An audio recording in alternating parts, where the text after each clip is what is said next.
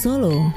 Sebagai salah satu kota besar di Jawa Tengah, Solo adalah kota sejuta pesona dengan beragam warisan budaya yang tersebar di seantero kota.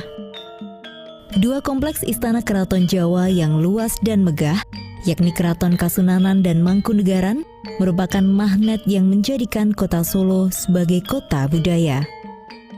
Dengan slogan Solo the Spirit of Java, Solo bertekad terus menjaga dan melestarikan budaya tradisi Jawa. Sehingga dari warisan kebudayaan terpelihara tersebut, menjadikan Solo tersohor di seluruh pelosok negeri, bahkan mancanegara. Solo, kota batik. Kota Solo tidak bisa dilepaskan dari kain batik. Menyebut batik identik dengan menyebut kota Solo, sebuah kota yang terletak di Provinsi Jawa Tengah. Demikian pula sebaliknya, menyebut kota Solo hampir tidak bisa dipisahkan dengan kain batik.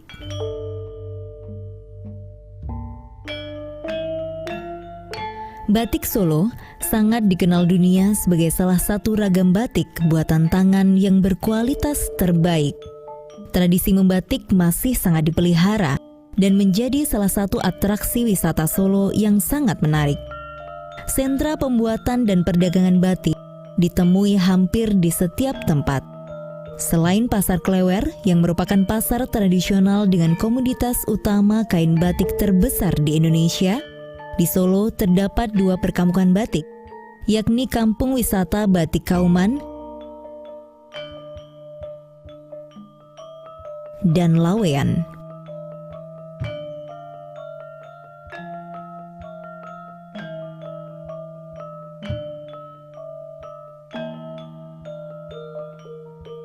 Di tempat itu, gerai penjualan batik yang memanfaatkan rumah-rumah kuno milik warga dijumpai, termasuk pembuatan dan tempat untuk belajar membuat batik.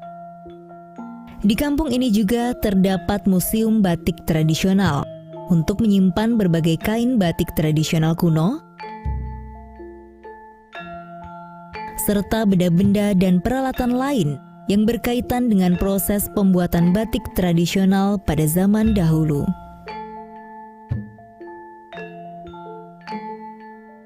Batik, sebuah karya seni tradisi yang terpelihara beratus-ratus tahun itu, kini menjadi ikon budaya bangsa. Batik pun telah diakui sebagai warisan budaya milik dunia karena keindahan dan keunikannya. UNESCO pada 2 Oktober 2009 menetapkan batik sebagai warisan kemanusiaan untuk budaya lisan dan non-bendawi, Masterpieces of the Oral and Intangible Heritage of Humanity. Batik memang bukan sekedar kain atau busana, tetapi mengandung simbol dan filosofi yang mendalam mengenai kehidupan manusia. Tidak kurang dari 3.500 motif batik warisan leluhur yang memiliki berjuta-juta arti, nilai filosofis, dan pengharapan di dalamnya. Beberapa motif batik di antaranya adalah motif parang, salah satu motif batik yang populer. Motif ini memiliki varian seperti parang barong, parang rusak, dan sebagainya. Parang merupakan motif dari simbolisasi ombak samudra yang tidak kenal berhenti. Motif batik lainnya adalah Sido Asih, Sido Luhur, dan ribuan motif batik lainnya yang merupakan internalisasi pengalaman sekaligus harapan akan kehidupan manusia.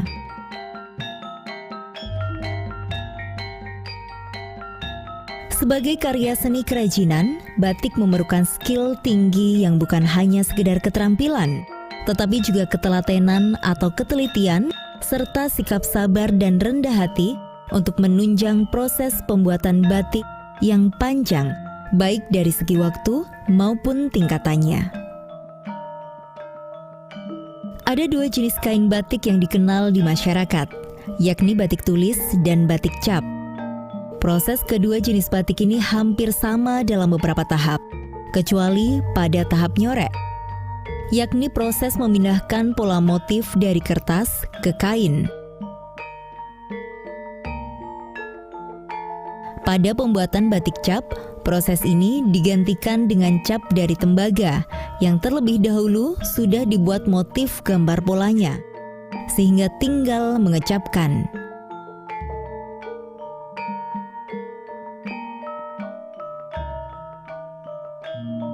Proses pembuatan batik dimulai dari tahap persiapan, yakni menyiapkan kain mori warna putih yang telah dicuci terlebih dahulu. Pencucian dilakukan untuk membersihkan bahan kanji atau pengawet kain yang biasanya disertakan pabrik kain. Kain mori tersebut kemudian dikloyor, sebuah proses yang dilakukan dengan cara memasukkan ke dalam campuran minyak jarak, minyak kacang, dan air abu merang. Tujuannya adalah agar nanti saat diberi warna, kain tersebut memiliki warna yang tajam dan mengkilatkan sekaligus melemaskan kainnya. Proses persiapan selanjutnya adalah pengkajian atau memberi kanji dan dijemur sebelum dilakukan pengemplongan. Tahap ini adalah memukul-mukul kain dengan kayu yang dilakukan secara teratur untuk mengendorkan dan melemaskan serat kain dengan tujuan pelekatan lilin nantinya bisa dilakukan secara sempurna. Proses selanjutnya adalah membatik. Batik merupakan gabungan dari ombo dan titik. Pola-pola batik yang memang dari dua bentuk dasar tersebut, titik-titik yang detail di area yang luas. Hal itu sudah bisa terlihat saat proses nyorek, yakni memindahkan pola batik dari kertas ke kain dengan pensil.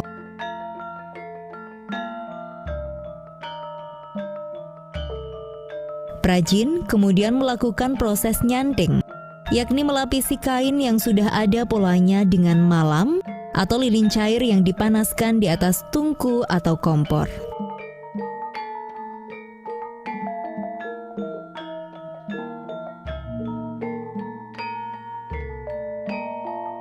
Selanjutnya dilakukan proses nembok untuk motif yang bentuknya ombo. Proses ini dimaksudkan untuk menutupi bagian yang rencana akhirnya tetap berwarna putih atau tidak diwarnai. Setelah ditutup malam, tahap selanjutnya adalah medel, yakni pencelupan kain ke dalam cairan pewarna.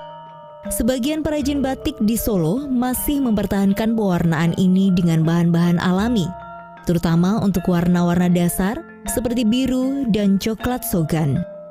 Medel merupakan pencelupan warna yang pertama dan harus diulang berkali-kali agar mendapatkan warna yang terbaik. Semakin banyak warna dalam motif batik, tahap yang dilakukan semakin panjang karena untuk satu warna membutuhkan proses yang berulang kali. Proses berikutnya adalah ngerok atau menghilangkan bagian tempelan malam dengan sebuah alat sederhana dari logam. Usai dikerok, dilakukan pencucian yang disebut girai. Kain yang sudah dikerok dan digirah akan memiliki bagian pola yang terbuka untuk diberi warna lain. Pewarnaan dilakukan dengan proses yang disebut mencelup. Proses ini juga dilakukan berulang-ulang kali. Satu celupan ke celupan lainnya harus dilakukan setelah kain mengering. Pengeringan hanya boleh dilakukan dengan sinar matahari yang tidak secara langsung. Proses terakhir dalam membatik adalah ngelorot atau menghilangkan seluruh malam yang menempel di kain. Dan pengeringan juga dilakukan tidak dijemur secara langsung di bawah terik matahari, tetapi dengan cara diangin-anginkan. Dengan proses yang rumit dan detail, batik menjadi kerajinan yang mempesona. Batik kini tidak hanya sebatas menjadi busana tradisional. Batik sebagai busana, ornamen interior, dan kegunaan lainnya dapat dijumpai dalam setiap aktivitas masyarakat. Bukan saja orang Jawa, tetapi merambah hingga dunia internasional. Solo, Kota Batik.